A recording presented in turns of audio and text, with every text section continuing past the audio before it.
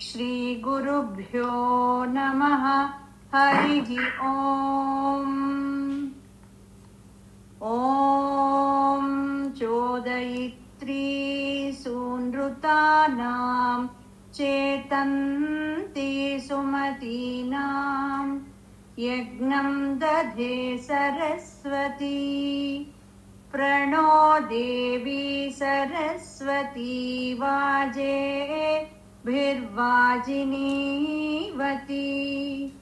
धीनामवित्रियवतु पावकानः सरस्वती वाजेभिर्वाजिनीवती।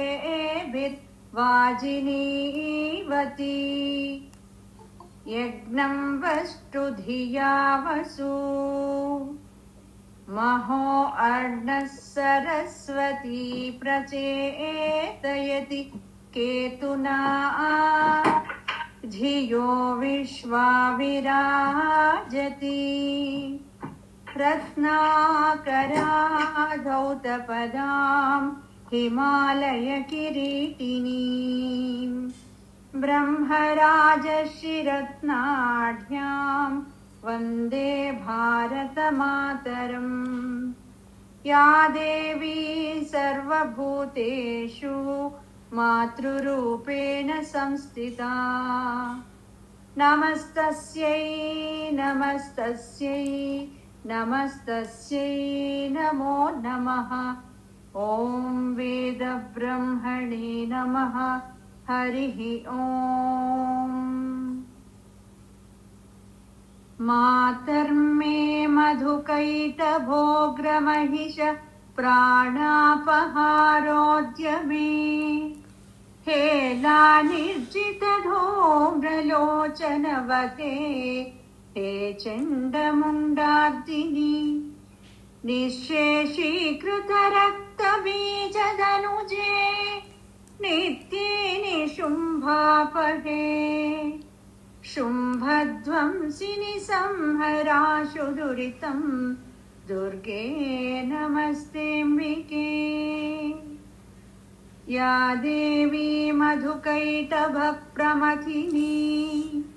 या माहिषोन्मूलिनी। या धूम्रेक्षणचण्डमुण्डशमनी या रक्तबीजाशनी। या शुम्भादिनिशुम्भदैत्यदमनी या चेत्तलक्ष्मीः परा। सा चण्डी नवकोटिशक्तिसहिता मां पातु दुर्गाम्बिका। ॐ शान्ति शान्ति शान्तिः। हरिः ॐ। सर्वेभ्यो नमः। श्रीगुरुभ्यो नमः। हरिः ॐ। ॐ अपवित्रपवित्रो वा सर्वावस्थाङ्गतोऽपि वा यस्मरेत् पुण्डरीकाक्षं स बाह्याभ्यन्तरशुचिः। ॐ भूर्वेदाय स्वाहा। ॐ भुवः यजुर्वेदाय स्वाहा। ॐ सुवः सामवेदाय स्वाहा। प्रणवस्य परब्रह्म ऋषिः देवी गायत्री छन्दः सविता देवता प्राणायामे विनियोगः। ॐ भूः ॐ भुवः ॐ सुवः ॐ अहः ॐ जनः ॐ तपः ॐ सत्यम् ॐ तत्सवितुर्वरेण्यं भर्गो देवस्य धीमहि धियो यो नः प्रचोदयात्।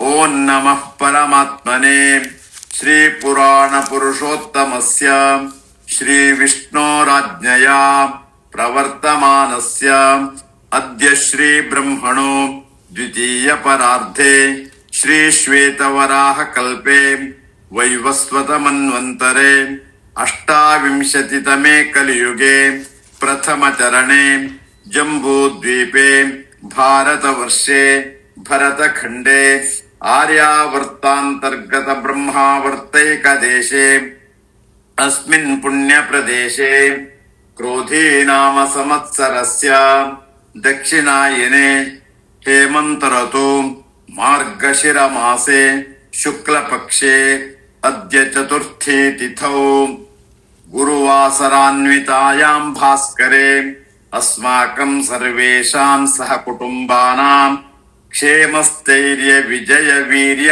आयुः आरोग्य ऐश्वर्याद्यभिवृद्ध्यर्थम् समस्त मंगलावाप्त्यर्थम् आदित्यादि नवग्रह दोष पीडा परिहारार्थम् धर्मार्थ काम मोक्ष चतुर्विध पुण्य पुरुषार्थ फल सिद्ध्यर्थम् च श्री महाकाली महालक्ष्मी महासरस्वती देवता प्रीत्यर्थम् चंडी सप्तशती पाठाख्यं कर्म करिष्ये तदंगत्वेन कवच अर्गला कीलक पठनम् आद्यन्तयोरष्टोत्तर शत संख्या नवार्ण जप पूर्वकम् क्रमेण रात्रि सूक्त देवी सूक्त पठनं च करिष्ये तन्निर्विघ्नता सिद्ध्यर्थम् गुरु गणपति प्रार्थनं च करिष्ये गुरुर्ब्रह्मा गुरुर्विष्णुर्गुरुदेवो महेश्वरः गुरुः साक्षात् परं ब्रह्म तस्मै श्री गुरवे नमः।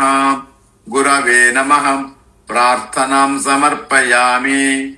ओम वक्रतुंड महाकाय कोटि सूर्य समप्रभा निर्विघ्नं कुरु मे देव सर्वकार्येषु सर्वदा। ओम गणपतये नमः। प्रार्थनां समर्पयामि। ओम भोदीपदेवी रूपस्त्वं कर्म साक्षी व्यग्नकृत यावत् कर्म समाप्ति स्यात् तावत् त्वं सुस्थिरो भव। ओं नमः पिशाच निकरंकिनी त्रिशूल खड्गहस्ते सिंहारूढे एहि एहि आगच्छ आगच्छ इमां पूजां गृह्ण गृह्ण स्वाहा। श्री सप्तशती सरस्वत्यै नमः। आवाहयामि। ओम नमो देव्यै महादेव्यै शिवायै सततं नमः। नमः प्रकृत्यै भद्रायै नियताः प्रणतास्मताम्। लं पृथिव्यात्मिकायै नमः। गन्धं कल्पयामि। हम आकाशात्मिकायै नमः। पुष्पं कल्पयामि। यं वायुवात्मिकायै नमः। धूपं कल्पयामि। रं तेजोमयात्मिकायै नमः। दीपं कल्पयामि। अमृतात्मिकायै नमः। नैवेद्यं कल्पयामि। ओम सर्वात्मिकायै नमः। सर्वोपचार पूजां समर्पयामि। ओम ह्रीं क्लीं श्रीं क्रां क्रीं चंडिके देवी शापानुग्रहं कुरु कुरु स्वाहा।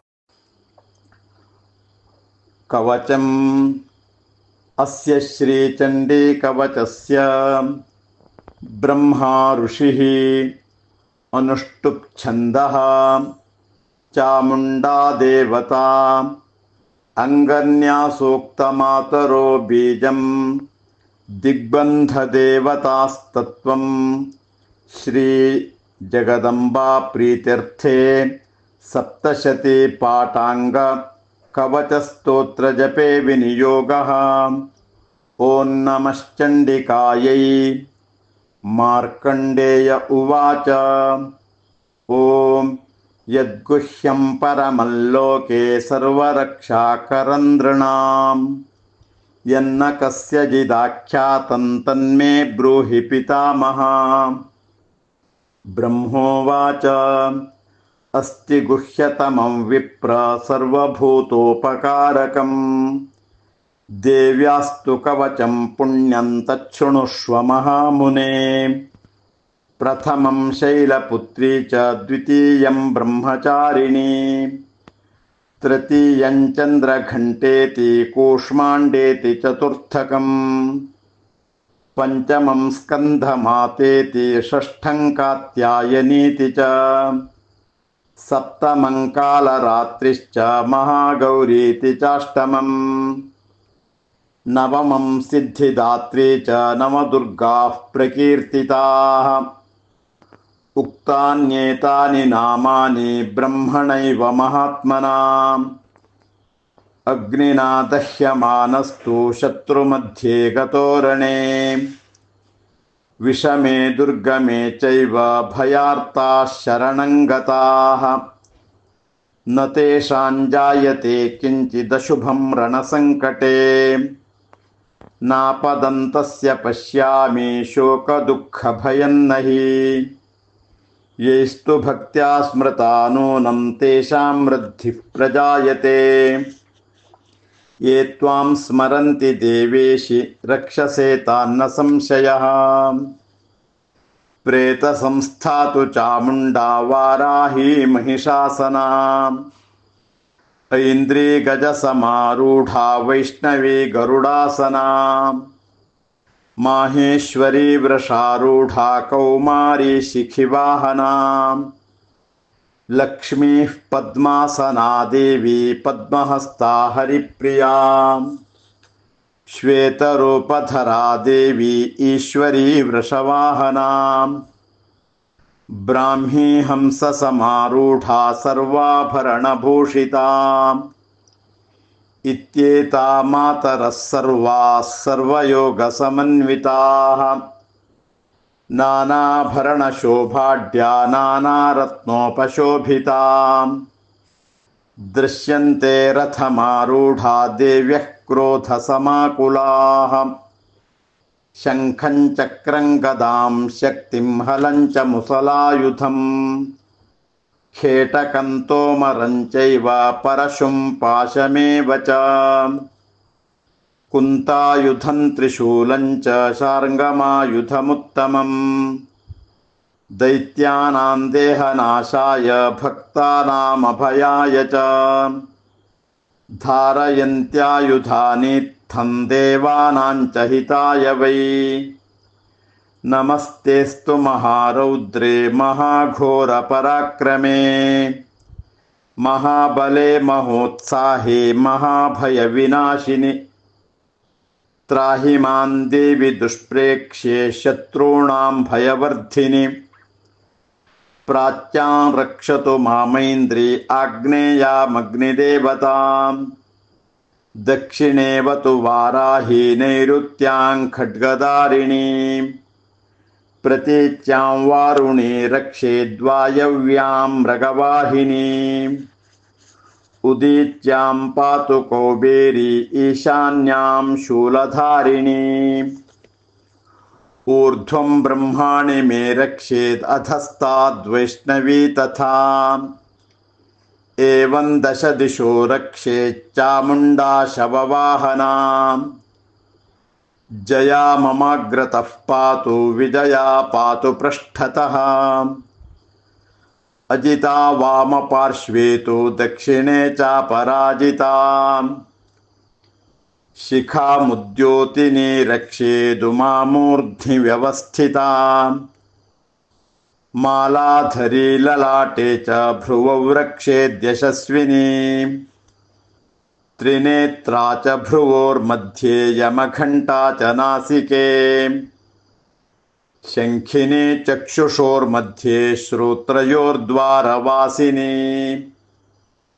कपोलौ कालिका रक्षेत् कर्णमूले तु शाङ्करी।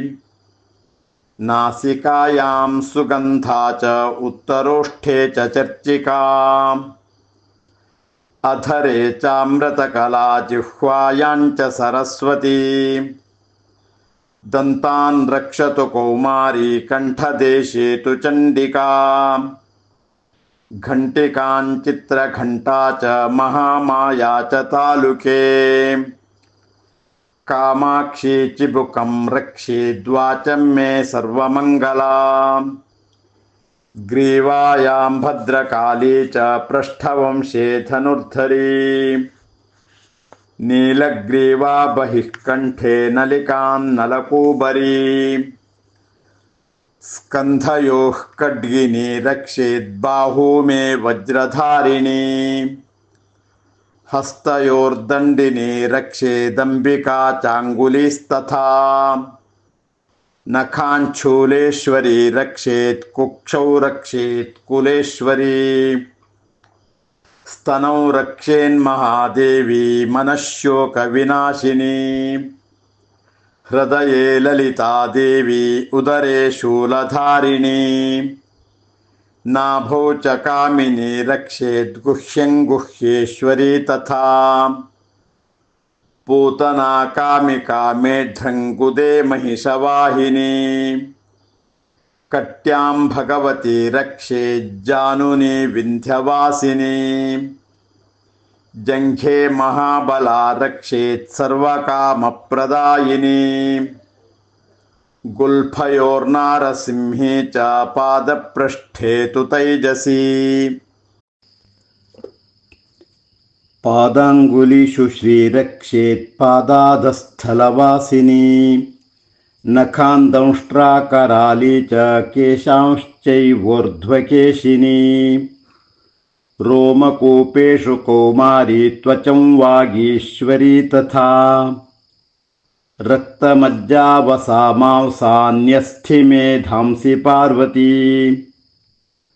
अन्त्राणि कालरात्रिश्च पित्तं च मुकुटेश्वरी पद्मावती पद्मकोशे कफे चूडामणिस्तथा ज्वालामुखी नखज्वालामभेद्या सर्वसन्धिषु शुक्रं ब्रह्माणि मे रक्षेच्छायाञ्छत्रेश्वरी तथा अहङ्कारं मनोबुद्धिं रक्ष मे धर्मचारिणि प्राणापानो तथा व्यानं समानो दानमेव च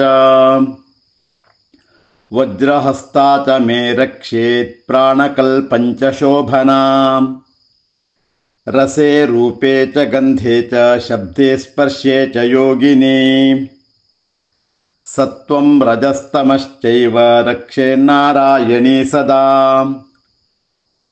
आयु रक्षतु वाराही धर्मं रक्षतु वैष्णवी यशः कीर्तिं च लक्ष्मीं च धनं विद्यां च चक्रिणी गोत्रमिन्द्राणी मे रक्षेत् पशून् मे रक्ष चण्डिके पुत्रान् रक्षेन्महालक्ष्मीर्भार्यान् रक्षतु भैरवी पन्थानं सुपथा रक्षेन्मार्गं क्षेमकरी तथा राजद्वारे महालक्ष्मीर्विजया सर्वतः स्थिता रक्षाहीनं तु यत्स्थानं वर्जितं कवचेन तु तत्सर्वं रक्ष मे देवि जयन्ति पापनाशिनी पदमेकं न गच्छेत्तु यदीच्छेच्छुभमात्मनः कवचेनावृतो नित्यं यत्र यत्रैव गच्छति तत्र तत्रार्थलाभश्च विजयः सार्वकार्मिकः यं यं चिन्तयते कामं तं प्राप्नोति निश्चितम् परमैश्वर्यमतुलं प्राप्स्यते भूतले पुमान् निर्भयो जायते मर्त्यः सङ्ग्रामेष्वपराजितः त्रैलोक्ये तु भवेत् पूज्यः कवचेनावृतः पुमान् इदं तु देव्याः कवचं देवानामपि दुर्लभम् यः पठेत् प्रयतो नित्यं त्रिसन्ध्यं श्रद्धयान्वितः दैवी कला भवेत् तस्य त्रैलोक्येष्वपराजितः जीवेद्वस्य शतं साग्रमपमृत्युविवर्जितः नश्यन्ति व्याधयः सर्वे लूता विस्फोटकादयः स्थावरं जङ्गमं चैव कृत्रिमं चापि यद्विषम् अभिचाराणि सर्वाणि मन्त्रयन्त्राणि भूतले भूचराश्चेचराश्चैव जलजाश्चोपदेशिकाः सहजाः कुलजा मालाः शाकिनी डाकिनी तथा अंतरिक्षचराघोरा डाकिन्यश्च महाबलाः ग्रहभूतपिशाचाश्च यक्षगन्धर्वराक्षसाः ब्रह्मराक्षसवेतालाः कूष्माण्डाभैरवादयः नश्यन्ति दर्शनात् तस्य कवचे हृदि संस्थिते मानोन्नतिर्भवेद्राज्ञस्तेजो वृद्धिकरं परम् यशसा वर्धते सोऽपि कीर्तिमण्डितभूतले जपेत् सप्तशतीं चण्डीं कृत्वा तु कवचं पुरा यावद्भूमण्डलं धत्ते सशैलवनकाननम् तावत् तिष्ठति मेदिन्यां सन्ततिः पुत्रपौत्रिकी देहान्ते परमं स्थानं यस्सुरैरपि दुर्लभम् प्राप्नोति पुरुषो नित्यं महामाया प्रसादतः लभते परमं रूपं शिवेन सह मोदते इति वाराहपुराणे हरिहरब्रह्मविरचितं देव्याः कवचम्।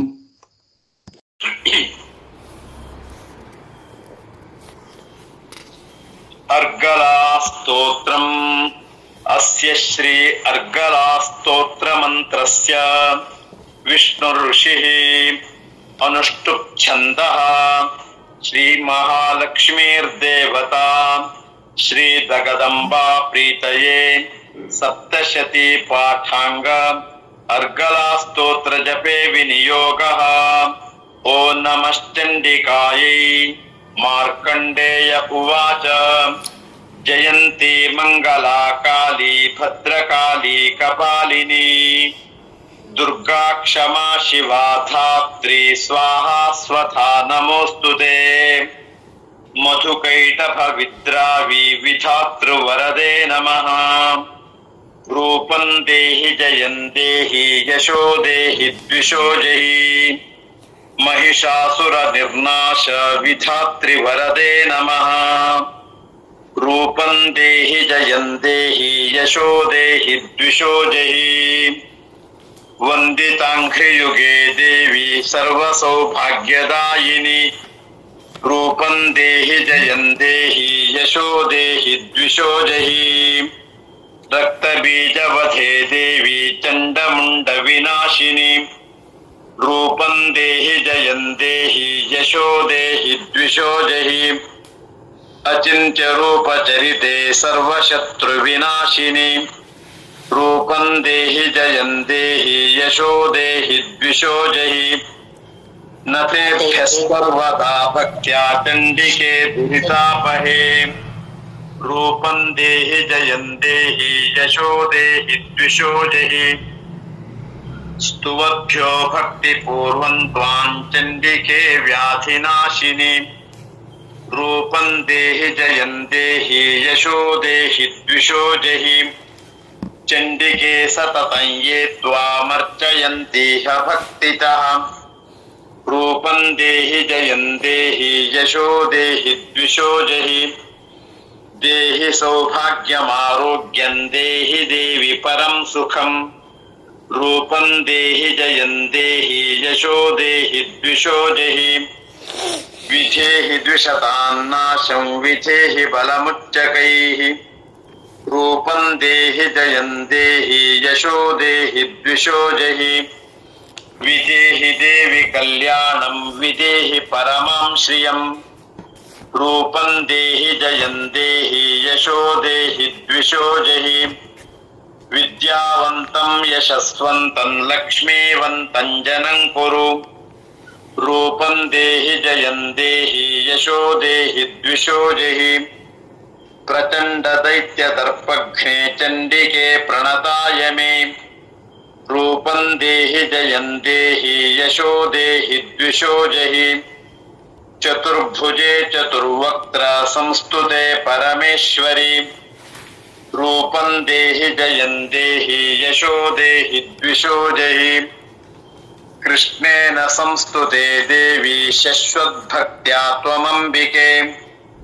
रूपं देहि जयं देहि यशो देहि द्विषो जहि हिमाचलसुतानाथ संस्तुते परमेश्वरि रूपं देहि जयं देहि यशो देहि द्विषो जहि सुरासुरशिरोरत्न निकृष्ट चरणेऽम्बिके रूपं देहि जयं देहि यशो देहि द्विषो जहि इंद्राणीपति सद्भाव पूजिते परमेश्वरि रूपं देहि जयं देहि यशो देहि द्विषो जहि देवी भक्तजनोत्थाम दत्तानन्दोदयेऽम्बिके रूपं देहि जयं देहि यशो देहि द्विषो जहि पुत्रान् देहि धनं देहि सर्वकामांश्च देहि मे रूपं देहि जयं देहि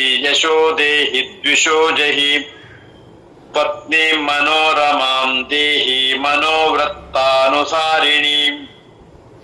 तारिणीं दुर्गसंसार सागरस्य कुलोद्भवाम् इदं स्तोत्रं पठित्वा तु महास्तोत्रं पठेन्नरः स तु सप्तशती संख्या वरमाप्नोति सम्पदाम् इति मार्कण्डेय पुराणे अर्गलास्तोत्रम् कीलकम् अस्य श्रीकीलकमन्त्रस्य शिव ऋषिः अनुष्टुप् छन्दः श्रीमहासरस्वती देवता श्रीजगदम्बा प्रीत्यर्थम् सप्तशती पाठांग कीलकस्तोत्र जपे विनियोगः। ओं नमश्चण्डिकायै।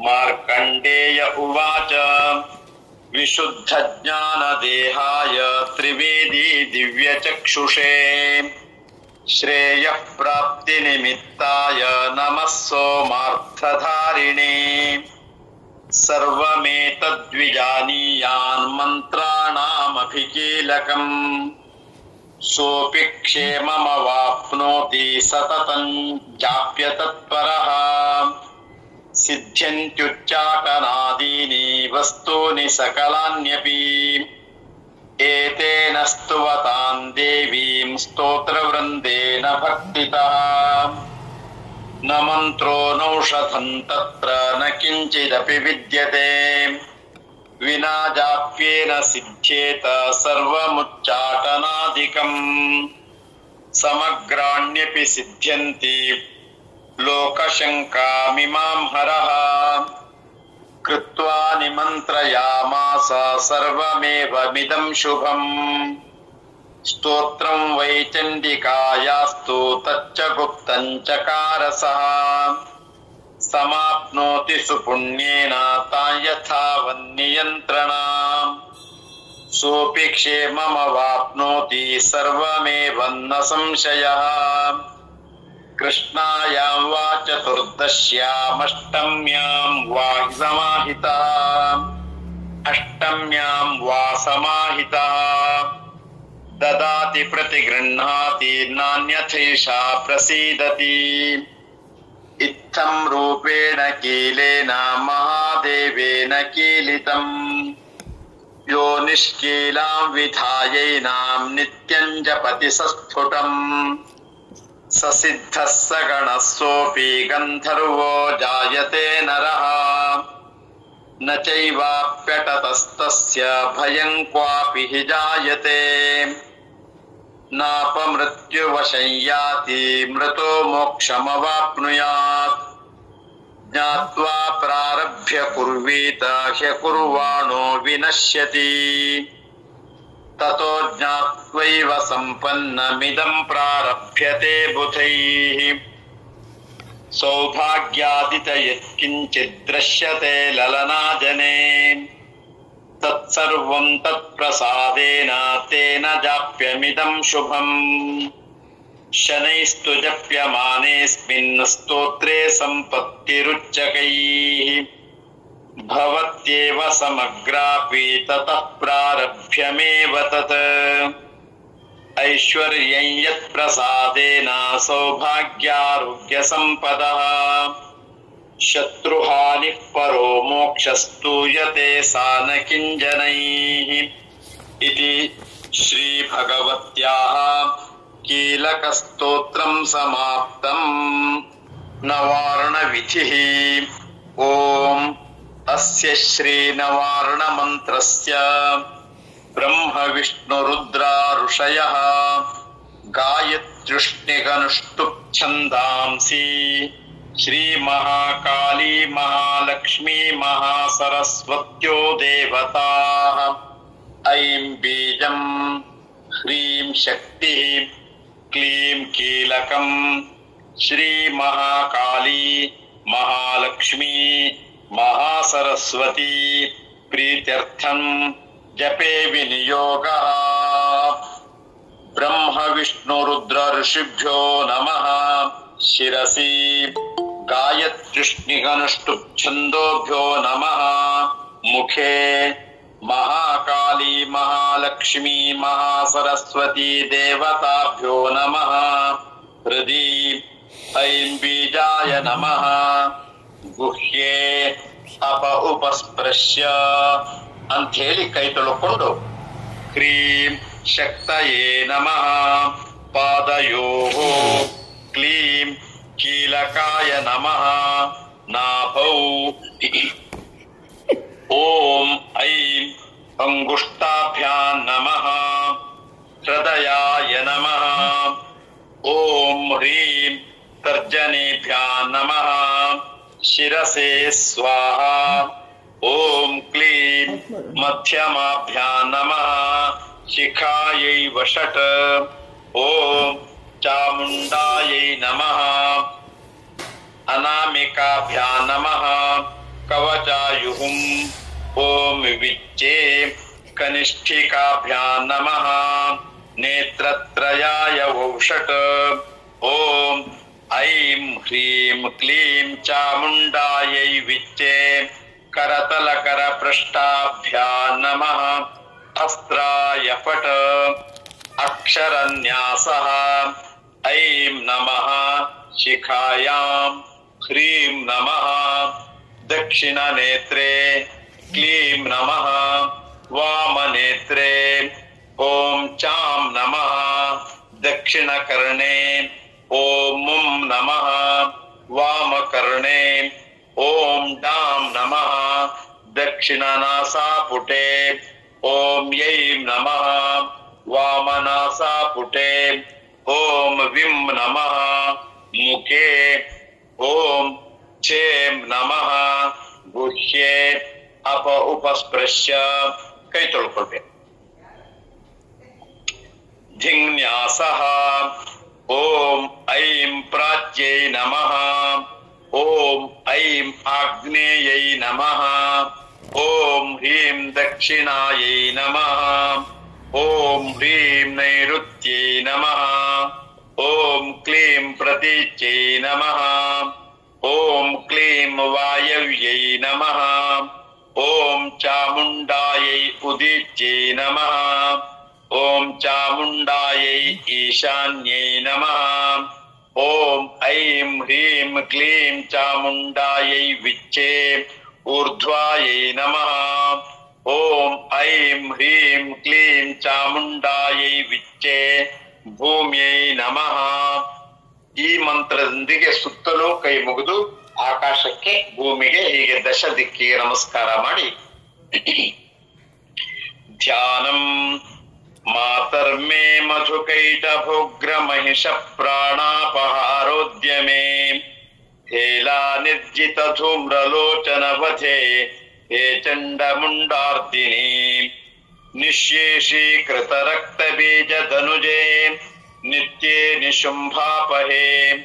ಶುಂಭಧ್ವಂಸಿನಿ ಸಂಹರಾಶು ದುರಿತಂ ದುರ್ಗೆ ನಮಸ್ತೆಂಬಿಕೆ. ಯಾ ದೇವಿ ಮಧುಕೈಟಭ ಪ್ರಮಥಿನಿ. ಯಾ ಮಾಹಿಷೋನ್ಮೂಲಿನಿ. ಯಾ ಧೂಮ್ರೇಕ್ಷಣ ಚಂಡಮುಂಡ ಶಮನಿ. ಯಾ ರಕ್ತ ಬೀಜಾಶನಿ.